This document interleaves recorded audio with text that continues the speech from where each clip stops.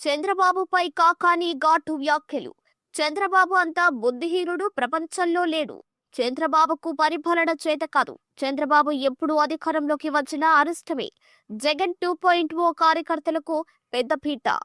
చంద్రబాబును అందరూ తెలివి కలిగినవాడు అంటున్నారని, కానీ చంద్రబాబు అంత బుద్ధిహీనుడు ప్రపంచంలోనే లేడని, చంద్రబాబు ఎప్పుడు అధికారంలోకి వచ్చినా అది అరిష్టమేనని వైసీపీ మాజీ మంత్రి కాకాని గోవర్ధన్ రెడ్డి అన్నారు.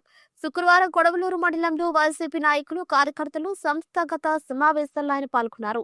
ఈ సందర్భంగా ఆయన మాట్లాడుతూ, మంచిని చెడుగా, చెడును మంచిగా చూపటంలో చంద్రబాబు దిట్ట అని, ఆయనకు పరిపాలన చేత కాదన్నారు. జగన్మోహన్ రెడ్డి ఎన్నో సంక్షేమ పథకాలు అందించి ఓటమి పాలవటం జరిగిందని, ఈసారి జగన్మోహన్ రెడ్డి 2.0 అధికారంలోకి వస్తే కార్యకర్తలకు పెద్దపీట వేస్తారని అన్నారు. ఎప్పుడు ఎన్నికలు వచ్చినా రాష్ట్రంలో కోవూరు నియోజకవర్గంలో భారీ మెజారిటీతో ప్రసన్నకుమార్ రెడ్డి విజయం సాధిస్తారన్నారు. జిల్లాలో తెలుగు గంగ కాలువ తీసుకువచ్చిన ఘనత నల్లపరెడ్డి శ్రీనివాసులరెడ్డికి దక్కుతుందని, అలాంటి మహానేతకి గుర్తుగా బ్యారేజ్ పూర్తి చేసి దానికి నల్లపరెడ్డి శ్రీనివాసులరెడ్డి పెన్నా బ్యారేజీగా నామకరణం చేస్తే కూటమి ప్రభుత్వం తొలగించిందన్నారు. అధికారంలోకి రాగానే తిరిగి బ్యారేజ్కి నామకరణం చేసి శ్రీనివాసులరెడ్డి విగ్రహాన్ని ఏర్పాటు చేస్తామన్నారు. అనంతరం ప్రసన్నకుమార్ రెడ్డి మాట్లాడుతూ, వైసీపీలో లబ్ధి పొందిన వారు కొంతమంది డబ్బుకు అమ్ముడిపోయారని, కానీ జగన్ పై, నాపై అభిమానం ఉన్నవారు అలాగే ఉన్నారన్నారు. రాబోయే రోజుల్లో వైసీపీ అధికారం చేపడుతుందని, కౌంటింగ్ రోజు 85 సీట్లు వైసీపీ దాటగానే రాష్ట్రం ఇంకోలా ఉంటుందన్నారు. వీరు చేసిన ప్రతి పనిని తిప్పికొడతామన్నారు. ప్రభుత్వం అందించే పథకాలన్నీ కార్యకర్తల చేతుల మీదగానే అందించడం జరుగుతుందన్నారు. ఈ కార్యక్రమంలో వైసీపీ నాయకులు, కార్యకర్తలు పాల్గొన్నారు. ఈసారి ఒక నిర్ణయము 3 జిల్లాలకు సంబంధించినటువంటి ఎమ్మెల్యేలు కూర్చోబెట్టి ముగ్గురు జిల్లాలకు సంబంధించినటువంటి వాళ్ళని లిస్టు తయారు చేస్తాం. ఏఎస్ఐ ఓవర్ యాక్షన్ చేసాడు, ఏసీఐ వాళ్ళకి ఏ గ్రేడ్ ఇవ్వాలన్నా, బి గ్రేడ్ ఇవ్వాలన్నా, సి గ్రేడ్ ఇవ్వాలన్నా చూసి ఆ గ్రేడ్ నిర్ధారించి వాళ్ళకి ఎక్కడ కూడా ఒంటి మీద మరలా తిరిగి ప్రభుత్వం ఉన్న రోజులు కాకి బట్టలు వేసుకునేటువంటి అవకాశం లేకుండా చర్యలు తీసుకోవడం జరుగుతుంది అనేటువంటి విషయాన్ని సందర్భంగా అందరికీ గుర్తు చేస్తున్నాం. ఎక్కడ కూడా రాజీ పడేటువంటి విషయం ఉండదు. తప్పనిసరిగా దీని మీద వైఎస్ఆర్ కాంగ్రెస్ పార్టీ ఏదైతే ఆలోచన ఉందో, ఎవరైతే ఈరోజు వైఎస్ఆర్ కాంగ్రెస్ పార్టీకి సంబంధించినటువంటి నాయకుల్ని, కార్యకర్తల్ని ఇబ్బందులు పెట్టారో వాళ్ళు ఎవరిని కూడా విడిచిపెట్టేటువంటి ప్రసక్తి ఉండదు అని చెప్పి మీ అందరికీ సందర్భంగా మనవి చేస్తూ, ఈ ప్రభుత్వం అసలు కొంతమంది చెప్పారు పరిపాలన బాగలేదు అని చెప్పి. అసలు పరిపాలన ఉంటే కదా బాగుండడానికి. అసలు పరిపాలన అనేటువంటిది లేదు. చంద్రబాబు నాయుడుకి ఏమో అస్తాస్తు వచ్చింది, వాళ్ళ కొడుకేమో ఏదో చెప్పినట్టుగా ఏనాడు గొడవ పెడితే వెనక్కి ముందు కూగినట్టుగా ఆ పిల్లవాడు నేను ఉప ముఖ్యమంత్రి, నేను ముఖ్యమంత్రి స్థాయిని నేను అనుకుంటున్నాడు. ఇంకొకరు చూస్తుంటే ఒక కథ ఒకటి ఎత్తుకొని నేనంతా ఇంగ్లీషు హిందీలో అంతా నేను సనాతన ధర్మాన్ని పాటిస్తున్నానని చెప్పి ఒక 11 రోజులు ఒక కాషాయంగా, పంచ కాషాయంగా, చొక్కా కాషాయంగా డబ్బు వేసుకొని తిరిగి నేను సనాతన ధర్మాన్ని కాపాడుతానని చెప్పి అతను మాట్లాడుతున్నాడు. ఎవరికి బంధం లేదు, ఎవరికి పరిపాలన గురించి అవగాహన లేదు. ఈ మధ్య లడ్డు విషయంలో వెళ్ళాడు, దాన్ని తీసుకెళ్లి ఇంగ్లీషు, హిందీ, తెలుగు రకరకాల భాషలో మాట్లాడి నేరుగా కర్ర తీసుకొచ్చి ఆ కర్రకు గుడ్డ చుట్టి దాన్ని మొత్తం తిరుమల మెట్లని చుట్టి నేను ప్రాయశ్చిత్తం చేసుకున్నాను, దీనికి సంబంధించినటువంటి దాంట్లో బిగ్ ఫ్యాట్ అంటే పంది కొవ్వు కలిసింది అని చెప్పి మాట్లాడాడు. ఈ రోజు సిబిఐ అందరూ ముఖం మీద కొట్టినట్టుగా జంతువుల కొవ్వు కానీ, గొడ్డు కొవ్వు కానీ, పంది కొవ్వు కానీ లేదు అని చెప్పి రిపోర్ట్ ఇచ్చింది. ఇప్పుడు పవన్ కళ్యాణ్ తక్షణం చేయాల్సినటువంటి పని ఏంటంటే నేరుగా ఆ కర్రకి ఏదైతే గొడవ పెట్టుకున్నాడు ముందు నేరుగా మళ్ళీ ఆ కర్ర ఉందో దాన్ని బూజు ఎదురగొట్టి వేసుకెళ్ళి ఆ కర్రతో చంద్రబాబు నాయుడు 4 బీకి గరిచుడా నేను కూడా పట్టుబడిపోయినాను, నువ్వు చెప్పినటువంటి మాట నేను ఏ అభాసపడలేనని చెప్పి ఇప్పుడు పోవాలి ఆ కర్ర తీసుకున్నాడు. ఇప్పుడు చూడాలి అయ్యా నేను అపవిత్రంగా మాట్లాడాను, ఎంత ప్రాముఖ్యత కలిగినటువంటి, ఎంత పవిత్రమైనటువంటి లడ్డు విషయంలో నేను తప్పు చేశాను, కాబట్టి ఇది కూడా ఇప్పుడు నేను నీ పాత సేవ చేస్తున్నానని చెప్పి ఇప్పుడు ప్రక్షాళన చేస్తాను. ఆ ప్రక్షాళన కూడా ఏం చేయాలంటే ఆ వ్యక్తి ఎక్కినటువంటి ప్రతి వ్యక్తి ఈయన చూసుకుంటున్నాం. ఎందుకంటే ఈయన మాట్లాడినటువంటి ఇతర పోయినటువంటి అపవిత్రమైంది కాబట్టి ఆ కార్యక్రమాన్ని చేయాల్సినటువంటి అవసరం ఉంది తప్ప జగన్మోహన్ రెడ్డి గారు ఎక్కడ పనిచేసినా ఒకవేళ కార్యకర్తలకు సంబంధించి మనం అనుకున్నటువంటి విధంగా కాస్త అభ్యుత్తి ఉండొచ్చు, కానీ పరిపాలన విషయంలో కానీ ఎక్కడా కూడా ఈరోజు చంద్రబాబు పుణ్యమాని జగన్మోహన్ రెడ్డి గారు ఎంత బ్రహ్మాండంగా పరిపాలించాడు అనేటువంటిది అర్థమవుతుంది. 17 మెడికల్ కళాశాలలు తీసుకొస్తే చంద్రబాబు నాయుడు వాటిని అమ్ముకుంటుంటే ఈ రోజు ప్రజలకి అయ్యో జగన్మోహన్ రెడ్డి గారు 17 మెడికల్ కాలేజీలు తెచ్చాడా ఈ రాష్ట్రానికి, మన పిల్లలు చదువుకోవడానికి, మనకు వైద్యం అందించడానికి అని చెప్పి వాస్తవాలన్నీ వెలుగు చూసేటువంటి పరిస్థితి ఏర్పడింది. ఏదైనా ఈ రాష్ట్రంలో పరిపాలన అనేది ఉందా? ఎప్పుడో మన పండగ ఊరికి వెళ్తే ఏదో ఊర్లో వాడు వస్తే కాసేపు సరదాగా మాట్లాడి తగిలితే ఏముండదు ఆయనకి ఏం లేదా ముసలి డబ్బులు తప్ప అని అంటే పెన్షన్, ఆ పెన్షన్ తప్ప ఈ ప్రభుత్వం ఆ పెన్షన్ కూడా ఏదో చంద్రబాబు నాయుడు లేకపోతే ఇంకేమైనా జోగులు ఇచ్చినట్టుగా ఈ తెలుగుదేశంలో ఏమాత్రం ప్రోటోకాల్ అని గాలి అందరూ గొడవ తిరిగి వాళ్ళ చేతుల్లో కూడా పెన్షన్ ఇస్తున్నారు. అది తీసుకునేటువంటి వాళ్ళకి అసహ్యంగా ఉంది. వీడి చేత నేను పెన్షన్ తీసుకునేదాన్ని అయినా వాళ్ళ చేత పెన్షన్ ఇప్పించే ఇచ్చేవాడికి లేకపోయినా తీసుకునేవాడు బాధపడుతున్నాడు. ఇట్టాడు చేతున్నా నిన్న దాకా చిల్లర దొంగతనాలు చేసినటువంటి వాడు, పిక్ పాకెట్ కొట్టేవాడు, బంగారు కోసం రాకపోయినటువంటి వాడు వాడు వచ్చి నేను తెలుగుదేశం నేను వచ్చి పెన్షన్ ఇస్తానంటే ఏడ చేసిన తప్ప తీసుకునేది అని చెప్పి ఇంట్లో లేదని చెప్పిస్తున్నాను కొంతమంది పాపం. మళ్ళీ మా ఆయన ఇంట్లో లేడేనో బాగా లేదో తర్వాత తీసుకోవచ్చు నీకు.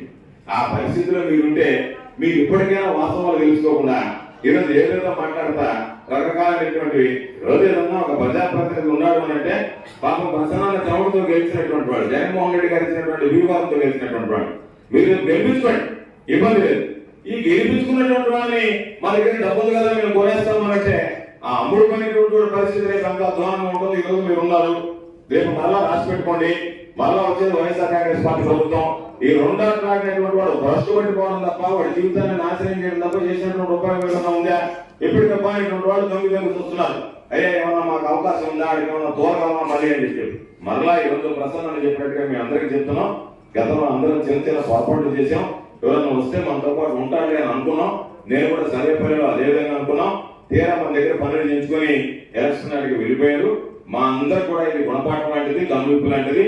ఎవరు తన ఎవరు మన అనేటువంటిది అర్థం కావడానికే ఈ ఎన్నికలు మన 2024 ఎన్నికల్లో ఓడిపోయాము అనేటువంటి భావన కలుగుతుంది. కాబట్టి ఎవరైతే వైఎస్ఆర్ కాంగ్రెస్ పార్టీ కష్టకాలంలో ఉన్నప్పుడు జెండాను భుజాన వేసుకుని మూసారో రేపు ప్రసన్న దగ్గర నుంచి నా దగ్గర నుంచి జగన్మోహన్ రెడ్డి గారి దాకా మిమ్మల్ని అందరినీ మా భుజాల మీద వేసుకుని పోయడానికి సిద్ధంగా ఉన్నాము అని చెప్పి అందరికీ మనం చేస్తూ ఈ రాష్ట్రంలో జరిగేటువంటి అనేక రకాలైనటువంటి అక్రమాలు కాబట్టి పాపం కొంతమంది అనుకుంటున్నారు పోలీసు వాళ్ళు అధికారులు ఏముందిరే ఇక్కడ కోవూరులో మనం ఈపు బాగా కొడతాం వైఎస్ఆర్ కాంగ్రెస్ పార్టీ వాళ్ళని అక్కడ సర్వేపల్లిలో ఏదో ఒక విధంగా గవర్నర్ రెడ్డిని ప్రసన్నం చేసుకుంటే అక్కడికి మారిపోవచ్చు కొంతమంది అనుకుంటున్నారు.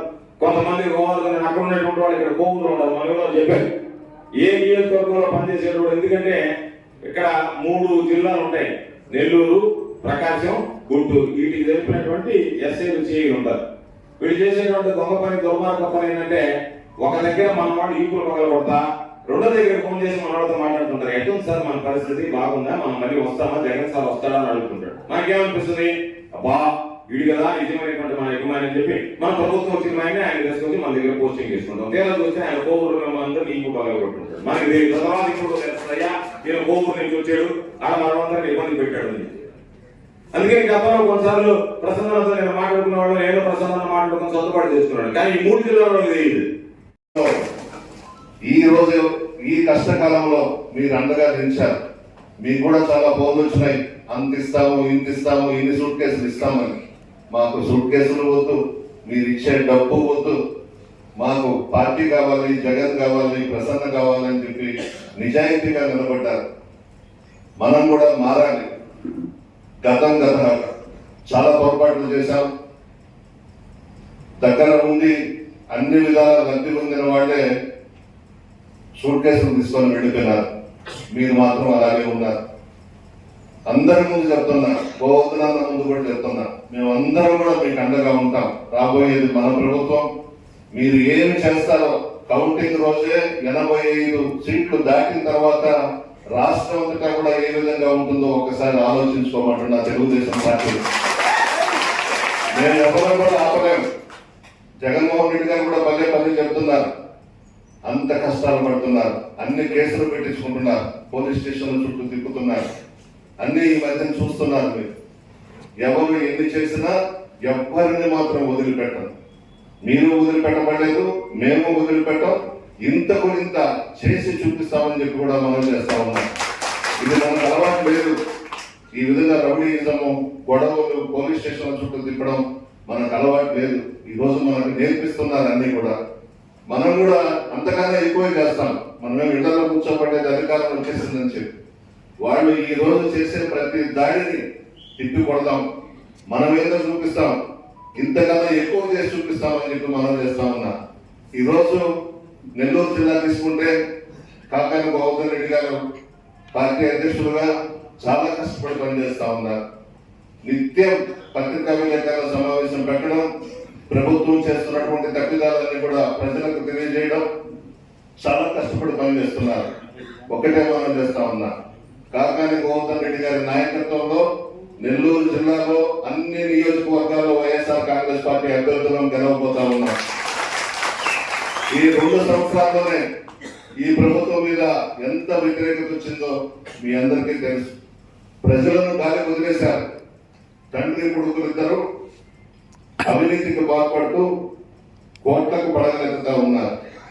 ప్రజలు ఏమైతున్నా పర్వాలేదు, రాష్ట్రం ఏమైతున్నా పర్వాలేదు, ప్రతి ఇష్యూ మీద ఈరోజు గోవర్ధన్ రెడ్డి గారు స్పందిస్తూ పార్టీని జిల్లాలో ముందుకు నడిపిస్తున్నారు.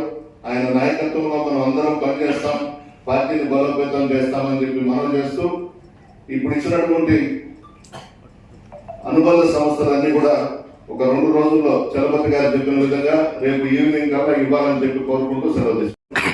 ముఖ్యమంత్రిగా 5 సంవత్సరాలు పరిపాలించిన విషయం మీ అందరికీ తెలుసు.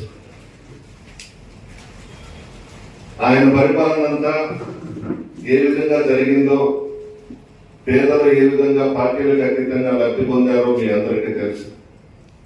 కానీ రాష్ట్రంలో అన్ని నియోజకవర్గాల్లో పార్టీ నాయకులు కార్యకర్తలు మాత్రం నష్టపోయినారు, బాగా ఇబ్బందులు పడ్డారు. ఇది జగమెరిగిన సత్యం, అందరికీ తెలుసు. జగన్మోహన్ రెడ్డి గారు ఈ మధ్యన ఏ సమావేశం జరిగినా ఒక్క మాట చెబుతున్నారు, మరలా మనం అధికారంలోకి వస్తున్నాం, పార్టీ నాయకులకు కార్యకర్తలకు పెద్దపీట వేస్తాను, మీరే గ్రామాల్లో ప్రభుత్వం ఇచ్చే పథకాలన్నీ కూడా మీ చేతుల మీదుగానే ఇస్తానని చెప్పి జగన్మోహన్ రెడ్డి గారు చెబుతున్న విషయం కూడా మీ అందరికీ తెలుసు. ఖచ్చితంగా పార్టీ నాయకులు కార్యకర్తలు పార్టీకి పట్టుకొమ్మలు, జగనన్న సైన్యం. పార్టీ నాయకులు కార్యకర్తలు అనే వాళ్ళు ఉంటేనే గ్రామాల్లో పార్టీ పటిష్టంగా బలంగా ఉంటుంది. జగన్మోహన్ రెడ్డి గారు కూడా ఏ సమావేశం జరిగినా మిమ్మల్ని ముందు పెట్టుకుంటాను, మిమ్మల్ని ముందు పెట్టుకుని పార్టీని నడిపిస్తాను, ప్రభుత్వాన్ని మీ చేతుల మీదుగా నడిపిస్తానని చెప్పి చెప్తున్నాను. మీకు కూడా మాటిస్తున్నాను, 5 సంవత్సరాలు మనం అధికారంలో ఉంటే మన దగ్గర లబ్ధి పొంది చాలా మంది డబ్బులు కమ్మడిపోయారు. వాళ్ళ పేర్లు కూడా మీకు తెలుసు, చెప్పనవసరం లేదు.